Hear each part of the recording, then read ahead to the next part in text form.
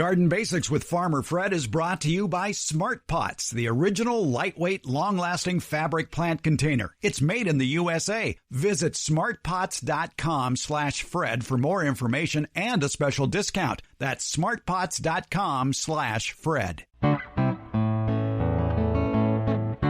Welcome to the Garden Basics with Farmer Fred podcast. If you're just a beginning gardener or you want good gardening information, well, you've come to the right spot. In this episode, we have 10 more garden quick tips that we'll talk about, including create a container garden that would be sure to slow down cars and wow those walkers going by your front yard, and we're only going to use 3 plants. Is there a cheaper way to make seed starting mix? Brad Gates, he of Wild Boar Farms tomato fame, says yes, there is. Do you raise chickens? How do you store the eggs? Where do you store the eggs? What precautions should you take after bringing those eggs indoors? Good tips from urban chicken consultant and certified poultry inspector Cherie-Sintes Glover. Taking pictures of bugs you find in the garden can be a difficult task. Retired entomologist Master Rosarian and ace photographer Baldo Villegas has some easy-to-follow advice to help you create a shot of a bug that makes it easier to identify. Small apples are all the rage. They're perfect for putting in a lunchbox. But what's a good variety to grow? Tom Spellman of Dave Wilson Nursery has some ideas on that. Master gardener Pam Bone is in love with a certain peach tree variety, and you could be growing one too. Thinking you're going to chase away turkeys or deer or skunks or rats or ants or just about any other pest from your yard, house, or garden by using something like sound devices or shiny devices or an impulse sprinkler? Debbie Flower says, you better think again. The brown thumb mama, Pam Farley, works her magic on a strawberry plant by turning one strawberry plant into many. And it's easy. She'll explain how. Canadian garden writer Robert Pavlis shares his secrets for creating a successful garden by implementing the cut and drop method. He has the details. And finally, I'd like you to try to grow some popcorn. I think you're going to like the results. I know you'll like the taste. I'll take you step by step through the process of growing your own popcorn. We're podcasting from Barking Dog Studios here in the beautiful Abutilon jungle in suburban Purgatory. It's the Garden Basics with Farmer Fred podcast, brought to you today by Smart Pots and Dave Wilson Nursery. Let's go. Leading off these 10 quick tips is something you could do right now, creating some curb appeal with widely available cool season flowering plants that will look especially great for 2 or more months.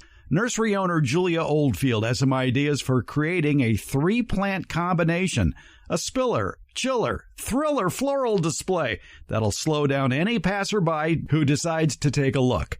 This was originally aired back in episode 47 in the Garden Basics podcast. If you want to add some pop to your garden, especially in USDA zones 7, 8, and 9, how about doing a little spiller, chiller, thriller display? Now, what is that all about? Well, Julia Oldfield has the answer. She owns Big Oak Nursery in Elk Grove, California. And Julia, what exactly is a spiller, chiller, thriller arrangement? Well, I'm glad you asked, Farmer Fred, because it's a great time to add maybe a pot on your patio, or even a flower bed can be arranged this way. Spiller is something that would hang over the side of the pot or trail along the ground. We like to use it's not new anymore, but it's something that not a lot of people know about. They call them cool wave pansies. If you know what a wave petunia is, they are these big giant petunias that will hang over the side of your pot. And they've developed a pansy that will also trail the same way, so it'll hang over the side of your pot.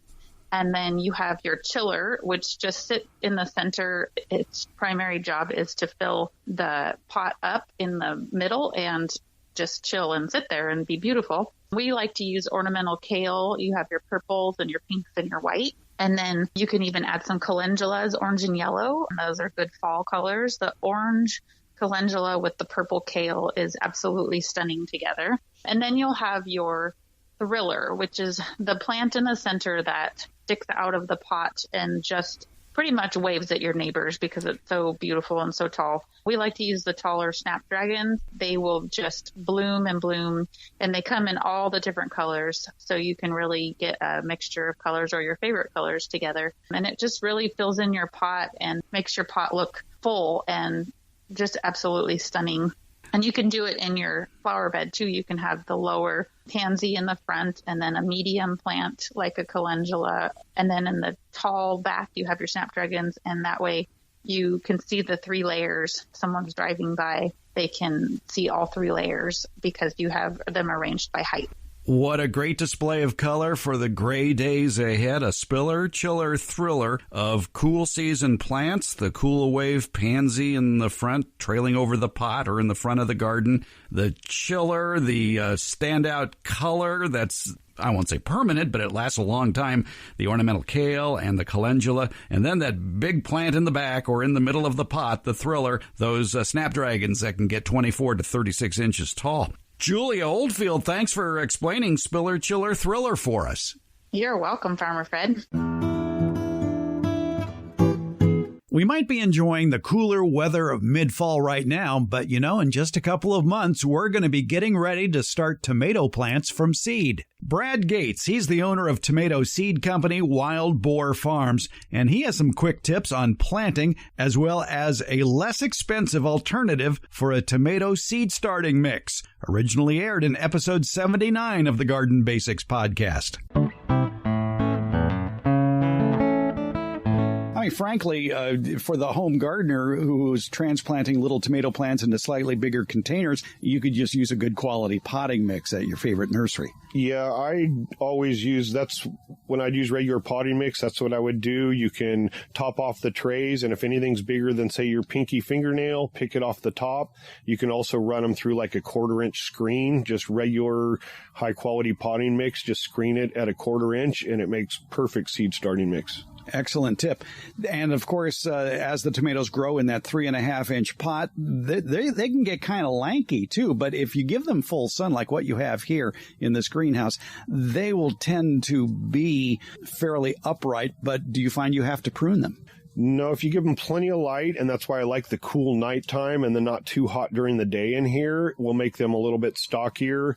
Sometimes when you mass plant, like you're saying, put even up to 10 seeds or more in a small cup and plant them, they can fight for the light a little bit, so they can get lanky. The good things with tomato plants is you can always bury the plant and a bunch of the stem, and it will readjust itself, so to speak. Yeah, just like if you bought a tomato plant at a nursery. If somebody bought one of yours at a nursery and decided to transplant it into the yard like they should, they would want to plant it deeper than where it was planted in the pot at the nursery. Yeah, my general rule of thumb is plant about 20 to 30% of the plant, no matter how big it is. If it was a little seedling when I transplant, I'll plant them about 20 or 30% of the stem underneath the soil. Once I get a nice transplant that's ready for the garden, same thing. I'll trim off any leaves or suckers that are below where I'm going to plant, and then I'll bury about 20 or 30% of the stem. That keeps the potting mix it's planted in from drying out.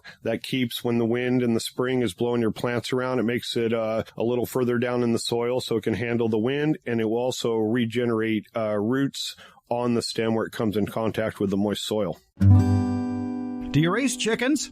How do you store your chicken eggs? Are they on the counter or are they in the refrigerator? And should you wash those eggs first? Urban chicken consultant Cherie-Sintes Glover has some quick tips about that, along with how long you can expect eggs to last indoors. Originally aired in the Beyond the Garden Basics newsletter and podcast on June 24th of 2022. Here's a quick tip for you. We're talking with Cherie-Sintes Glover. She is an urban chicken consultant, runs the website chickensforeggs.com.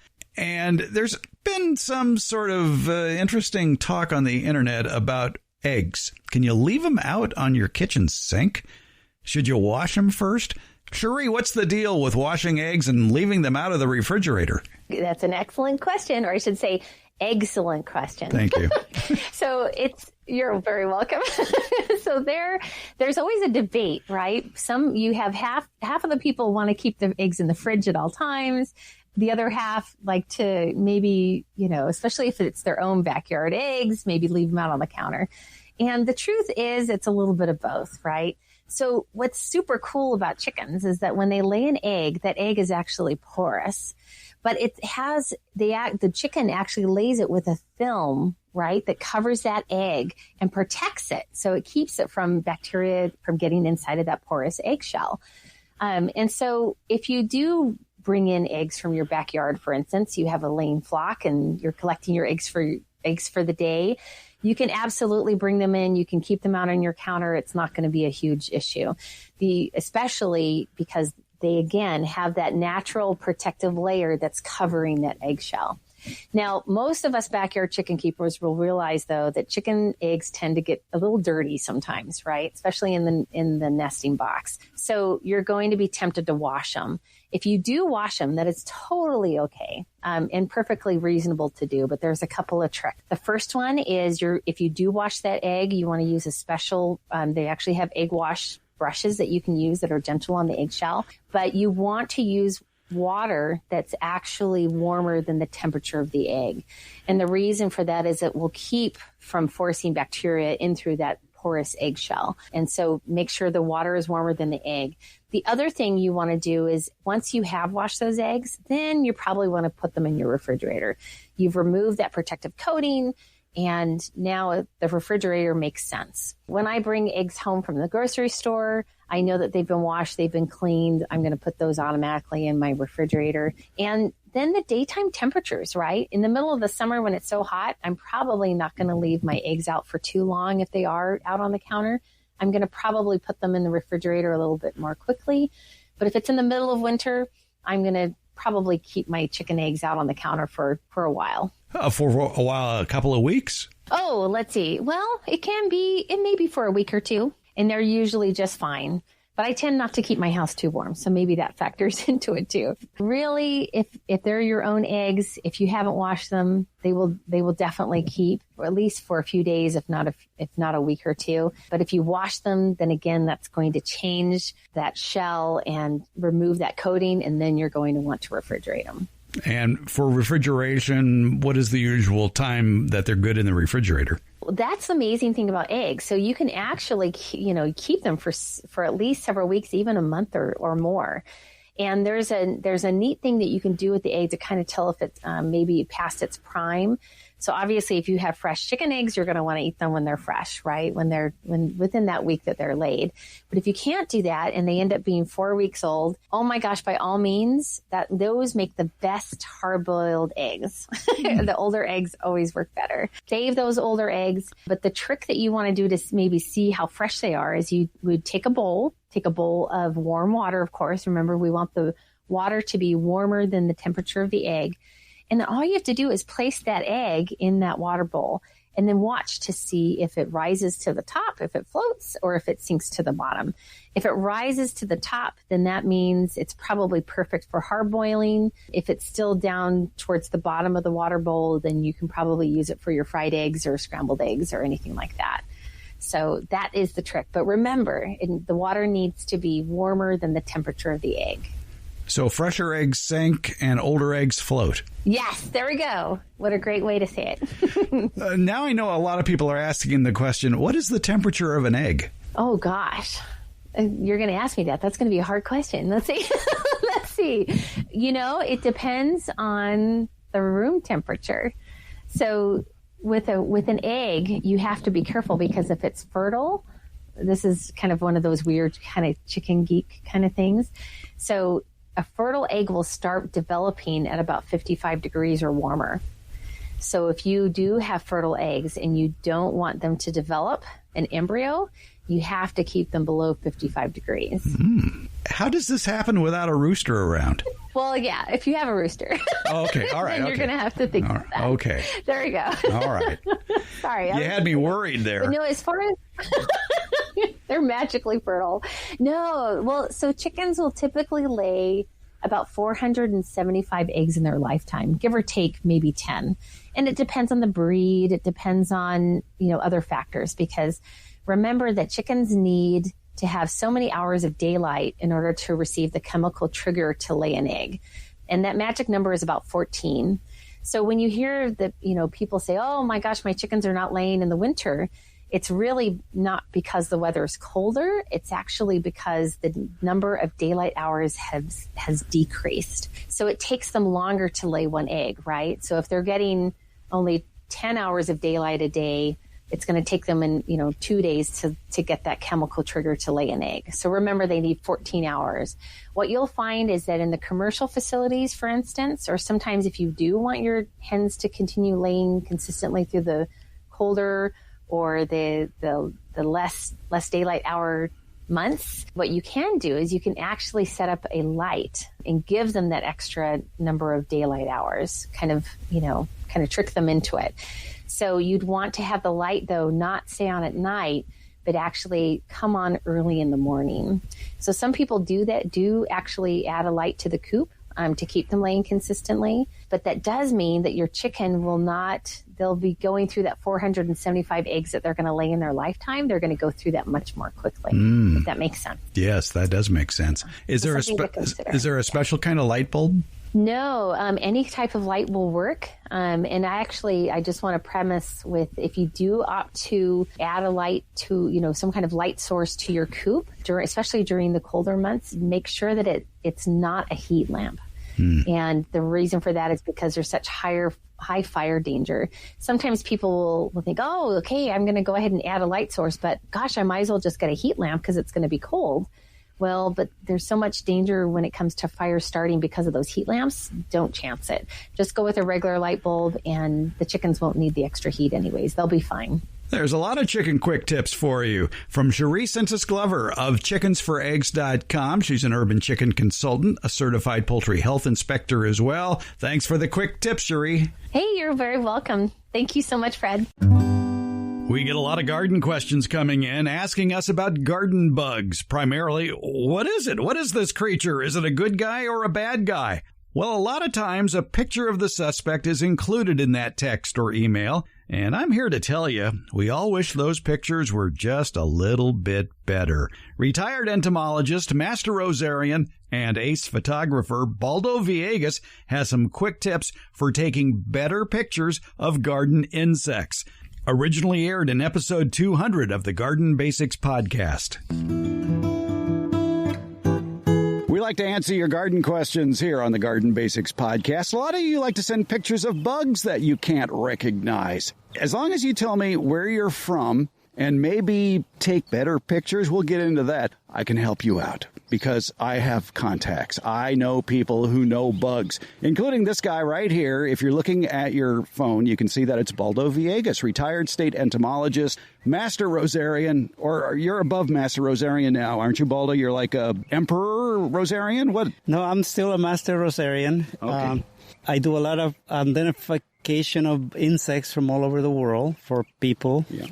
And as long as they send me a picture, if it can be in focus, that'll be great. Yeah. If it can give you an idea of how big it is, that's also nice. What is the easiest way to do that? Put your finger right next to the bug.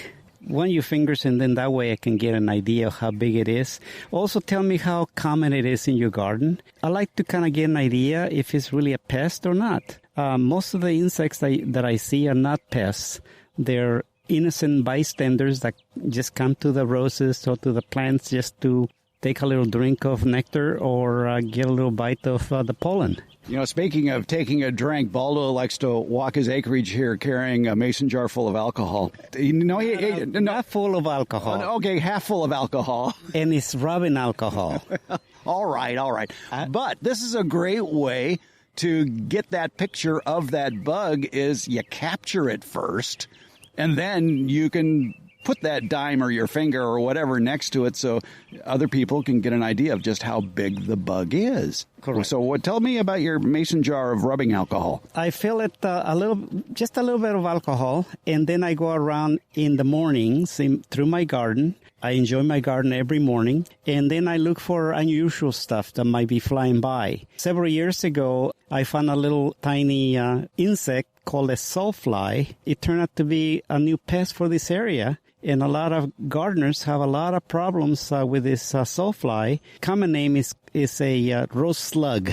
It's called the rose slug. And it skeletonizes the surface of the leaves, and is very common in our area from Orangevale all the way into the foothills and all the way into Oregon and Washington.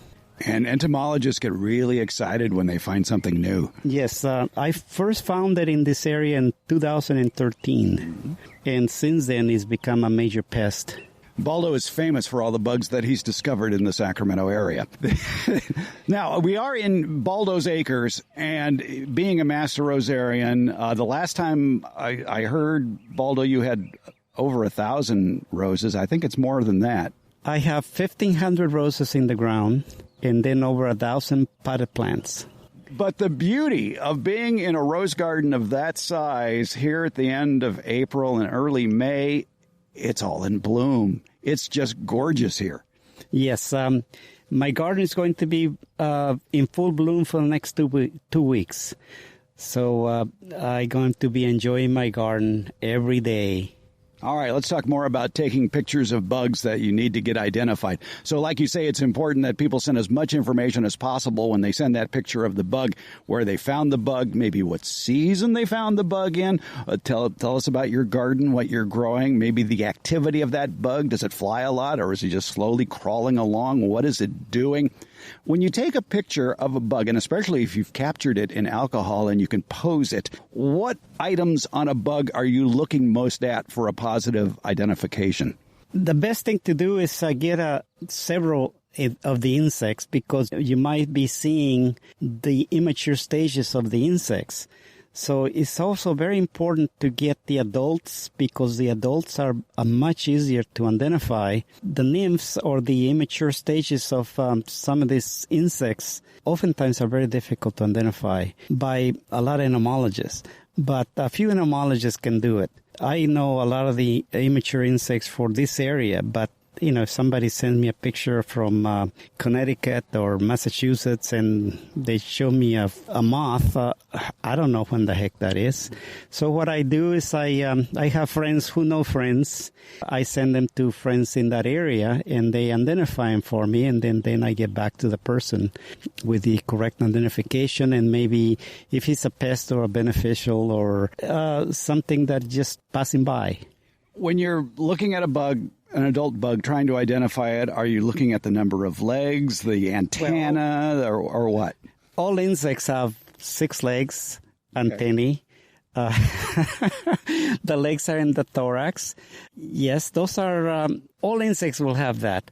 But beetles will have, the hardened wings. The first pair of wings are kind of hardened, so you know that it's a beetle because of that. If you see a proboscis, so the mouth parts are in the form of a syringe, then that's a true bug, or an aphids. Anything that sucks will have those proboscis, which suck the sap out of the plants. So you look for characteristics like that. Also, very important, you look at the wings. The wings are the most important thing in insects. In fact, all of the orders of insects usually have some kind of name in the wings. Like Coleoptera means hardened wings. That means first pair of wings. Neuroptera are the lace wings, and the wings are lacy. They call nerve wings. So you look for things like that. So what is Hemiptera? What does hemiptera mean? Well, hemiptera is for the true bugs, and hemi means half. Ptera means wings, so half wings. And that's when they fold the wings, the first pair of wings in there, they look like half wings. You always see a little triangle in there, where just above where they fold the wings, and that's called a scutellum. So you look for the half, for this kind of character. You come for the roses, stay for the bug talk. It's Baldo Villegas, retired state entomologist, master Rosarian. Thanks for the photo tips, Baldo. Thank you. Anytime, Fred. You've heard me talk about the benefits of Smart Pots, the original award-winning fabric container. Smart Pots are sold around the world and are proudly made 100% right here in the USA. Smart Pots is the oldest and still the best of all the fabric plant containers that you might find. Many of the imitators are selling cheaply made fabric pots that fall apart quickly. Not Smart Pots. There are satisfied Smart Pot owners who have been using the same Smart Pots for over a decade, actually approaching 20 years. When you choose Smart Pot fabric containers, you know you'll be having a superior growing experience with the best product on the market. And your plants will appreciate Smart Pots too. Because of the 1 million microscopic holes in Smart Pots, your soil will have better drainage and the roots will be healthier. They won't be going round and round on the outside of the soil ball like you see in so many plastic pots. The air pruning qualities of Smart Pots creates more branching of the roots, filling more of the usable soil in the Smart Pot. Smart Pots are available at independent garden centers and select Ace and True Value hardware stores nationwide. To find a store near you or to buy online, visit smartpots.com/Fred. And don't forget that /Fred part. On that page are details about how, for a limited time, you can get 10% off your Smart Pot order by using the coupon code FRED. Use it at checkout from the Smart Pot store.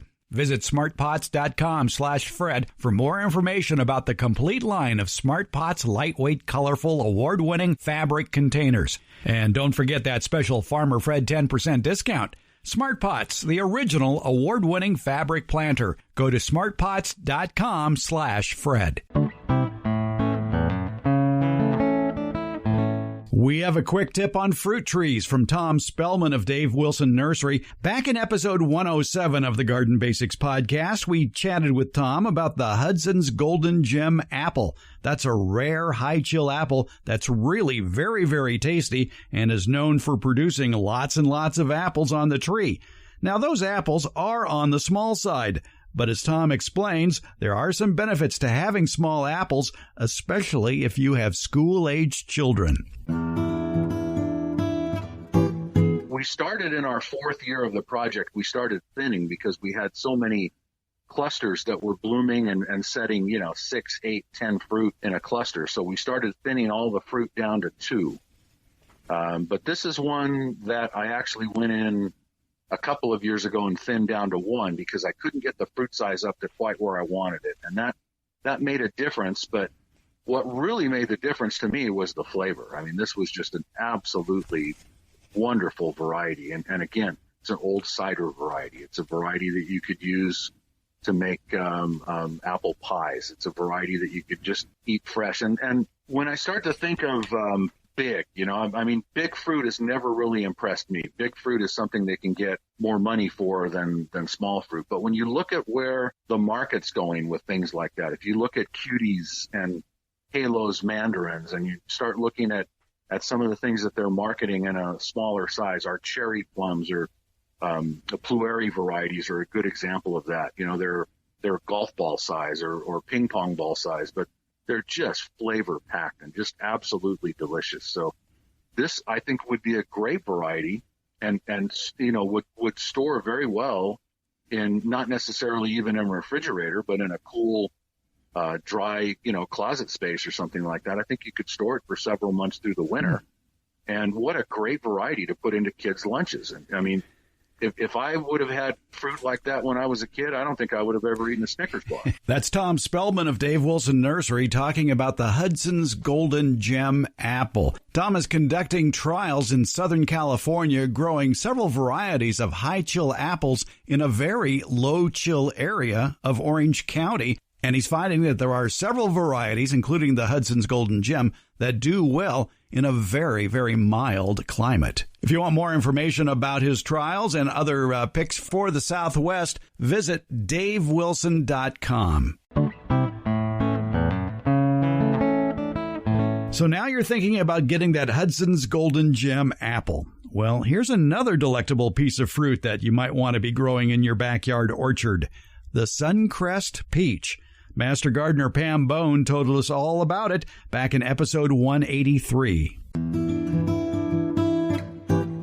We're with Pam Bone in her backyard here in Sacramento County. Pam Bone is a Sacramento County Master Gardener, and we're doing a little tour of her backyard, and she stopped at this peach tree, and went into high gear about why she loves this peach tree. Pam, what is this peach tree? This is Suncrest, and we were at the state fair, the California State Fair one year, and they were selling these peaches, and we bought one to eat, and it was phenomenal. I said, what is that peach? And it was Suncrest. So we said, okay, the next time we have a space open up in the landscape, we are putting it in. Well, we had another kind of peach here. It was a Babcock, and nobody liked it. So it was a beautiful tree, and it bore well, but we said, nope.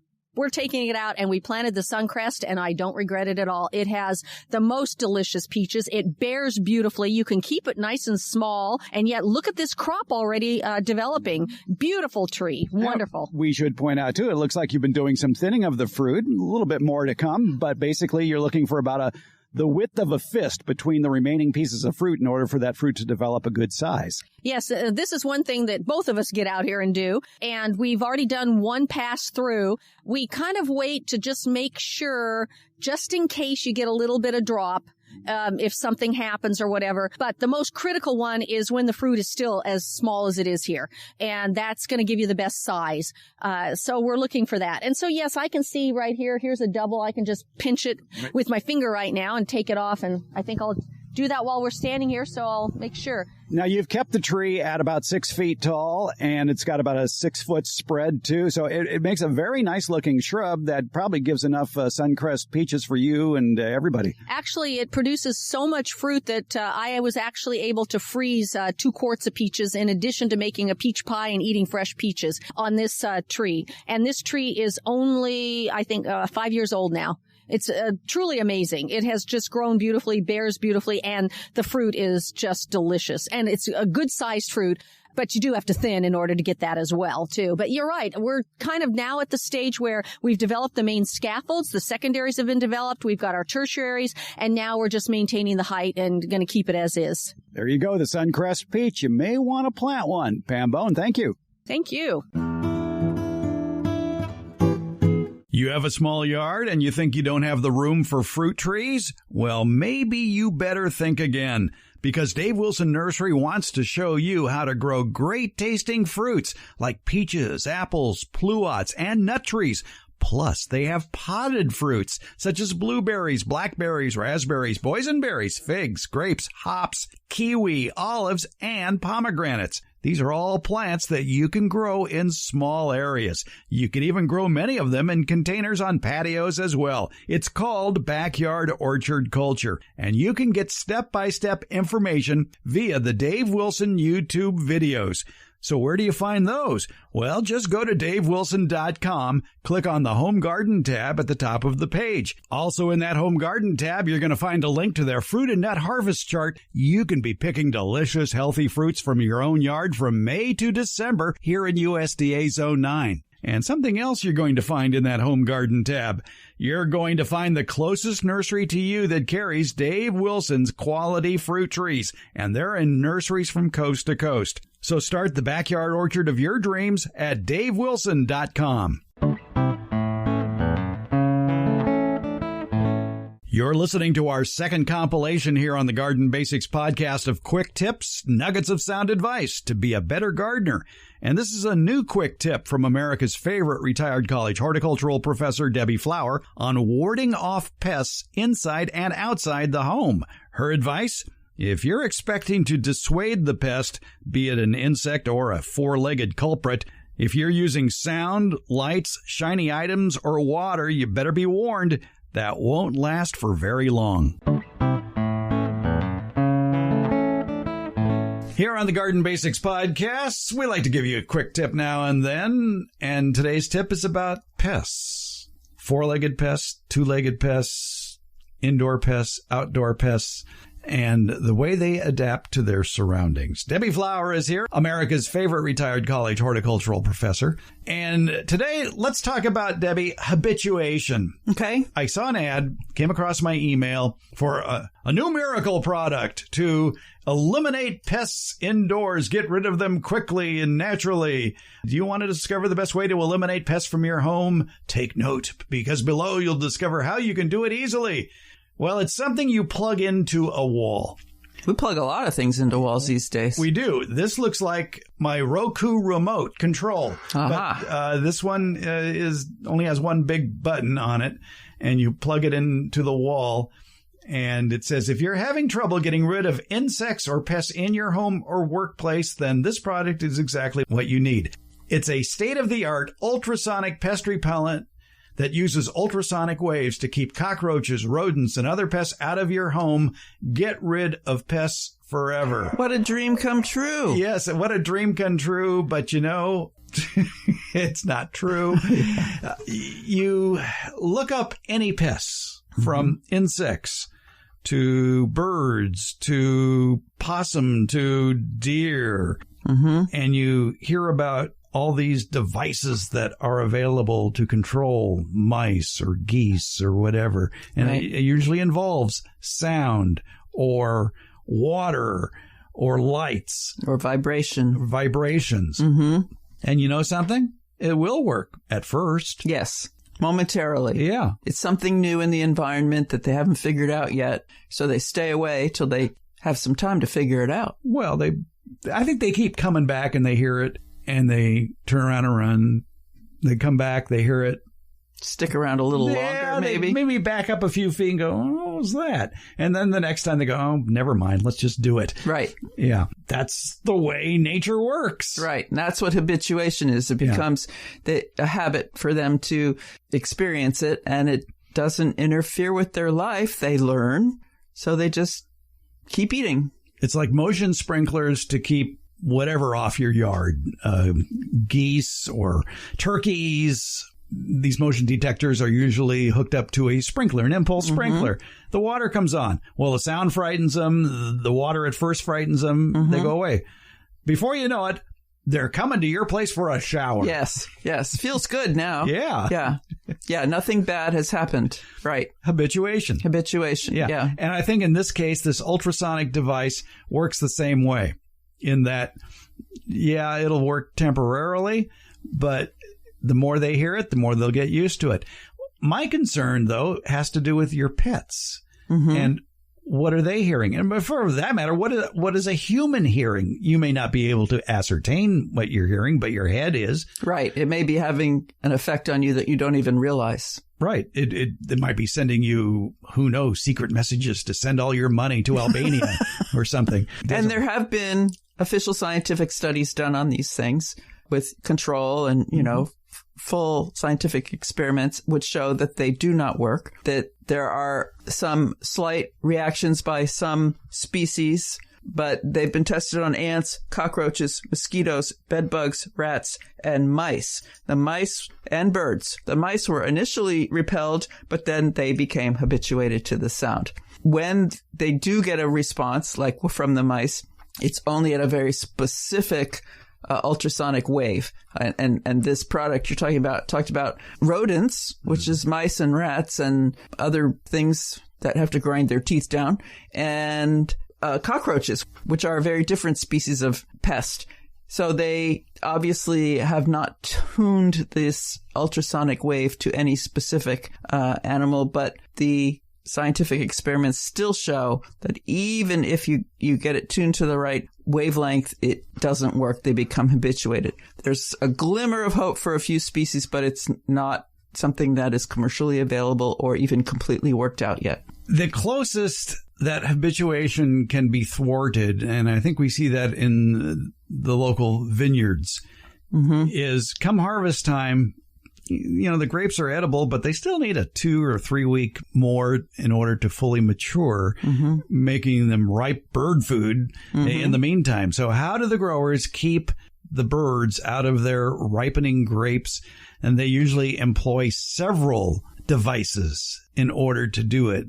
They might start off in the first week with the sound of cannons or the sound of shotguns, going not at regular intervals, but at irregular intervals, so that the crows can't time it. Then they might try aluminum foil strips, colored foil strips, usually red foil strips, because they say the birds think it's fire. I don't know about that, but it does keep them off, but for a very short period of time. That those foil strips are effective for maybe a couple of weeks at the most.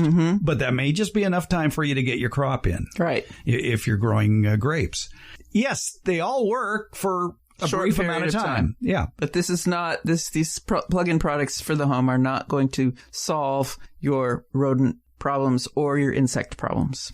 Now, if it maybe put out a whiff of perfume or two to sweeten the air up in your home on a regular basis. Oh, wait a minute. That's a totally different product. Right. Yes. Or calm your pet. I have those. Okay. Yeah, if it played lullabies or white noise to help you sleep at night. Okay. Do it in combination with that. Yep. But no, not by itself. Nope. Sorry. Debbie Flower, thanks for the quick tip. Yeah, you're welcome, Fred. Back in episode 8 of the Garden Basics podcast, we had a discussion with Pam Farley, better known as the Brown Thumb Mama. She of the website brownthumbmama.com. And she was talking about all the vegetables that she recommends to get kids working out in the garden, growing food that they will enjoy eating. Then the subject of strawberries came up. And up popped some recommendations on turning one strawberry plant into many strawberry plants. How long do you keep a strawberry plant? Do you replant or do you save runners or mother plants, or how do you go about it? The first year after I plant, I clip off the runners because the runners will tire out and weaken the mother plant, and all the moms that are listening to the podcast will understand that all the little ones will tire you out and weaken you. So I have not replanted any runners, but you can, right? Oh, yeah. Just start them as a separate plant. Do you need to reroot them? Or well, actually, they are already rooted, and you just don't yank them out of the ground, but you just clip them off. Well, you actually, it would be better to clip off that runner and then dig it out and then transplant it to someplace else. See, this is why I say I have a brown thumb. Because sometimes I do things and they don't work, and sometimes they do, and I'm always learning. You're getting multiple years out of those mother plants then? Yes, I'm on my third year. As Pam Farley found out, yeah, you can get a few years out of a mother plant. A lot of commercial growers, though, will replant strawberries every year because with each successive year, those mother plants produce fewer and fewer strawberries. But one thing is true, those runners, don't toss them out. Clip them off, plant them, and you'll have more great strawberries in the future. There are even more good tips on propagating strawberry runners from the excellent book Plant Propagation, produced by the American Horticulture Society. Excellent book if you want to get into plant propagation more. And it talks about strawberry layering. Many strawberries, it says, have runners that root into the soil. Runner production coincides with the end of fruiting on cropping plants. Plantlets form on these stems as they grow. When the plantlets are well rooted, they may be easily severed from the parent plant. This self-layering habit can be encouraged. Stems may be layered onto the soil or into pots sunk into the bed. Now that's very intriguing. And this book goes on. For best results, keep some plants specifically for layering. Plant these 3 feet apart and remove the flowers. Keep the soil moist to encourage runners to develop and root. Peg the runners with wire staples into the soil or into 3-inch pots filled with a soil-based mix and plunge those pots level with the soil surface. Plant rooted plantlets into their final positions in late summer and autumn for a good crop the following season. Back in episode 124, we chatted with the science-based Canadian garden writer Robert Pavlis. He's the creator of the website gardenmyths.com. And he had a quick tip for feeding the soil for healthier plants, a task that didn't require much work at all. He calls it cut and drop. One of my favorite blogs to read is the Garden Myths blog at gardenmyths.com. The author is Robert Pavlis, a Canadian-based gardener. He is science-based. He has a lot of great advice. He explodes a lot of gardening myths. And in a recent post about using weed tea, or fertilizer tea, he brings up the point about how he basically feeds his garden, and it's with mulch, but it's a cut and drop method. What's that all about? Let's find out. Robert Pavlis is with us now. And Robert, tell us about your cut and drop method of feeding your plants. Well, this started about 15 years ago. I moved to a larger garden. I've got 6 acres, and I learned very quickly if you walk around on 6 acres a lot, you don't get anything done, and you get very tired. Yes. So one of the jobs I've always done is compost it. I'd have the traditional 3-bin composting. I'd haul all the things I collect, the cuttings and the weeds and everything, haul it down there and turn it a couple times, make some compost and haul it back to the garden. And I realized that's a lot of work. So I had to come up with a better way. So I now use the cut and drop method. And what I do is when I'm in the garden, anytime I get plant material in my hand, so these could be dead flowers, I'm cutting things back, I pull a few weeds, whatever it is, I just drop it where it is. Now, if I know I have visitors coming, I usually kind of shove it behind a plant so it's not so obvious. But for the most part, I just drop it. And what happens is that in 2 or 3 days, the sun heats it up. The part dies, turns brown. A couple weeks later, you don't even see it. All those nutrients stay in the garden. They don't leave. I don't have to move them around. And I don't fertilize my gardens. There's no need to fertilize. So as long as you're not taking things out of the garden that have nutrients, you don't have to add nutrients back. Now, in my vegetable garden, that's a little different because there, of course, I harvest things. So I may fertilize a little bit. I put on a little nitrogen once in a while, but even there, I fertilize much less than most people. But in my ornamental beds, I leave everything where it is. I do most of my garden cleanup in the spring.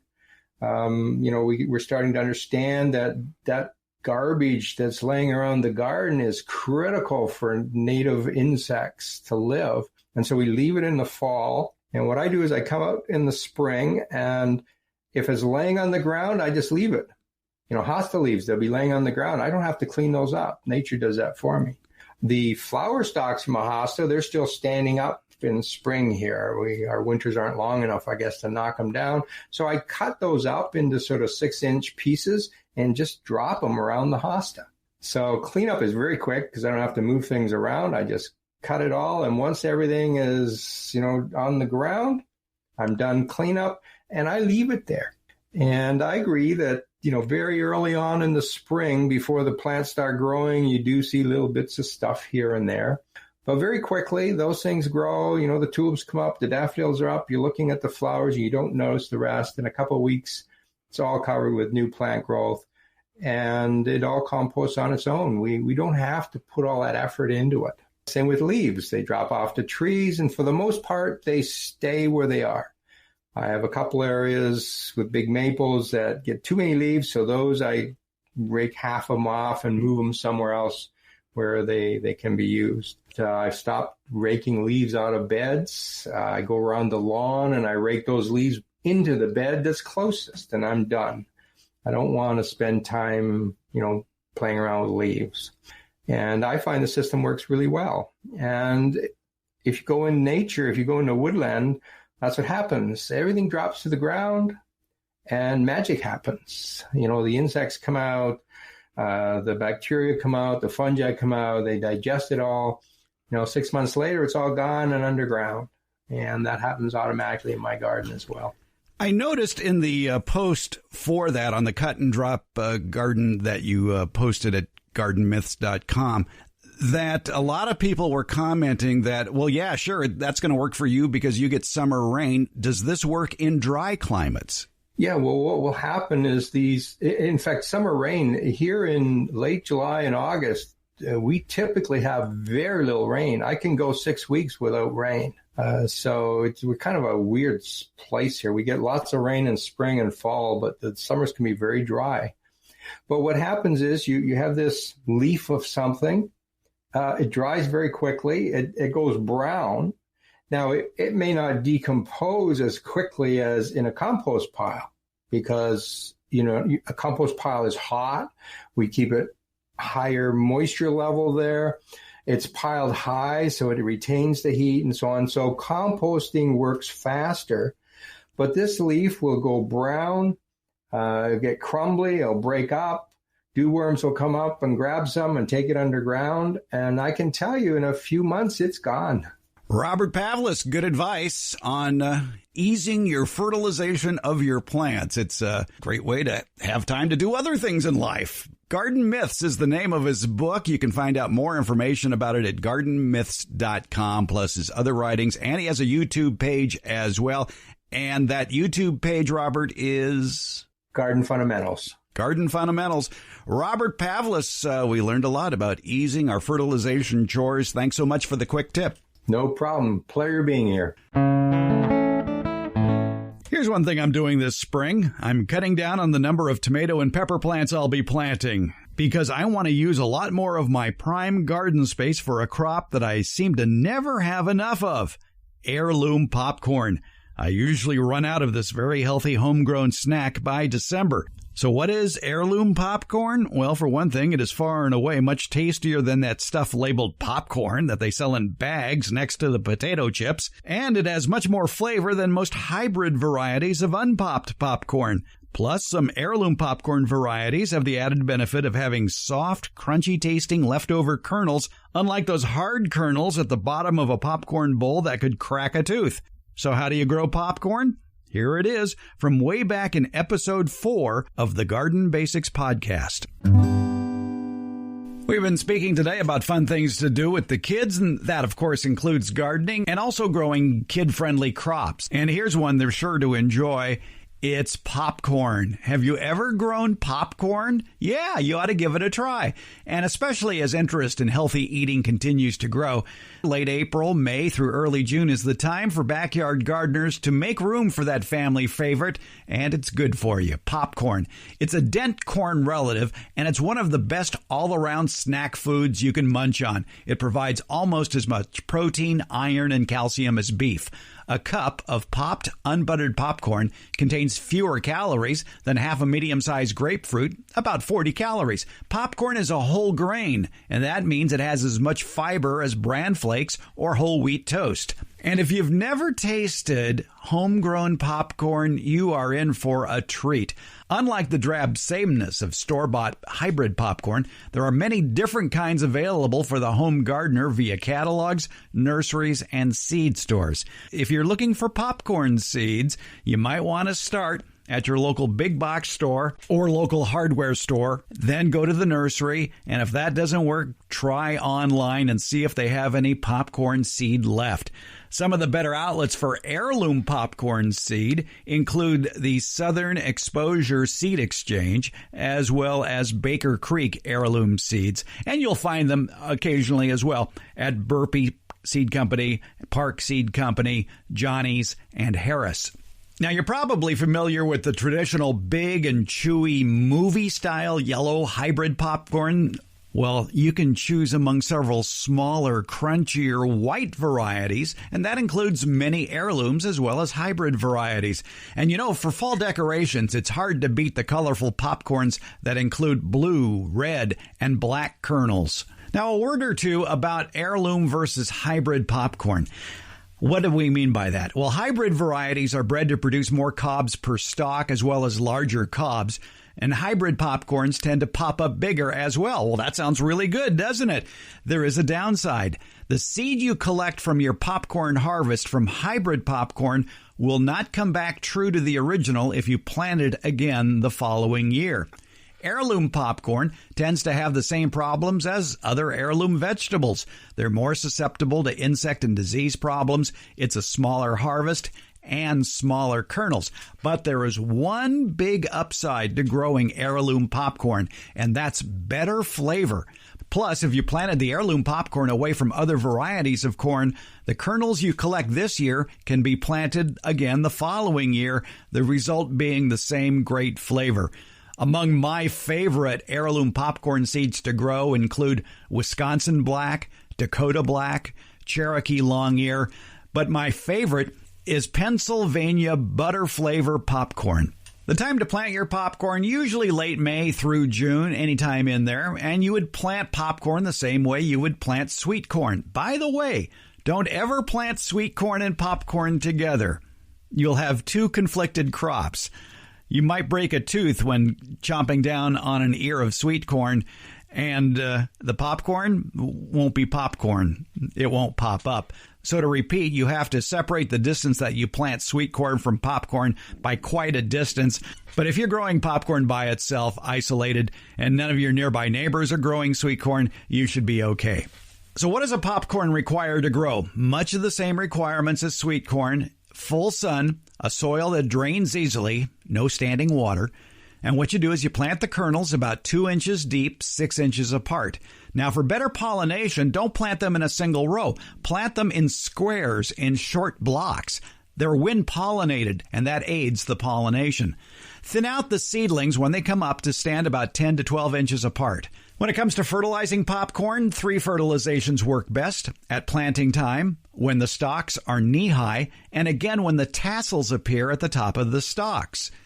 Because popcorn can grow tall, 6 or 7 feet tall, it does use a lot of nitrogen to get growing. Perhaps choose a high nitrogen fertilizer where the nitrogen is about twice the amount of phosphorus and potassium. The numbers on the bag of fertilizer would say something like 10-5-5 or 8-4-4.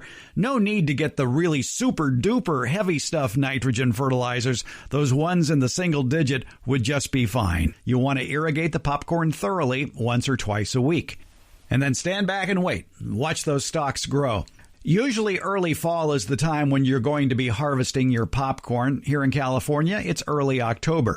The stalks will be mostly brown, the husks will be dry, and the kernels will be hard. So wait for those stalks to turn completely brown before you start harvesting those cobs of popcorn. When will it be ready? Try popping a few kernels on the stove in a pan of hot oil at this stage. If most of them pop, that's your sign to remove the ears from the rest of the stalks in your garden. Strip the outer covering from the ears, the husks, and then place those cobs of corn with the kernels still intact in a mesh bag or an old nylon stocking to cure for 2 or 3 weeks in a warm, dry, ventilated area. After that period of time, pop a few kernels again. If they pop, then strip the kernels from the cobs and store the kernels in an airtight container in a cool, dry place.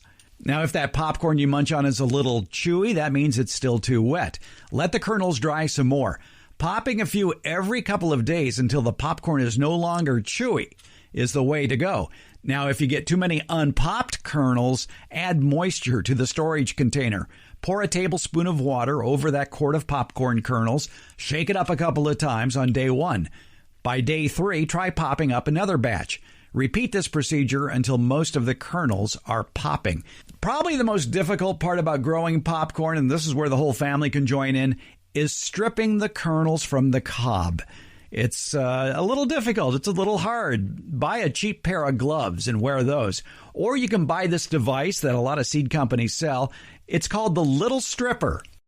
Okay, now that your imagination has run wild, let me tell you exactly what the Little Stripper is. It's actually a cone-shaped device that fits over the ear of popcorn. It has plastic or metal ribs on the inside, and you turn it as you go down the cob, and that strips off the kernels. Again, you can find this online. I think the Jung Seed Company may have some.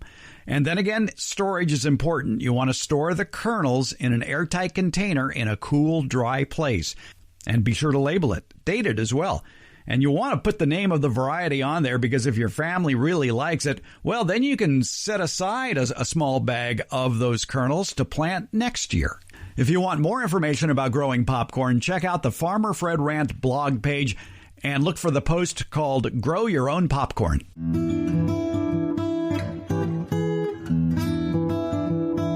The Garden Basics with Farmer Fred podcast comes out once a week on Fridays. The Garden Basics podcast is available wherever podcasts are handed out, and that includes our homepage, gardenbasics.net. And that's where you can also sign up for the Beyond the Garden Basics newsletter and podcast. That's gardenbasics.net. Or you can use the links in today's show notes. And thank you so much for listening.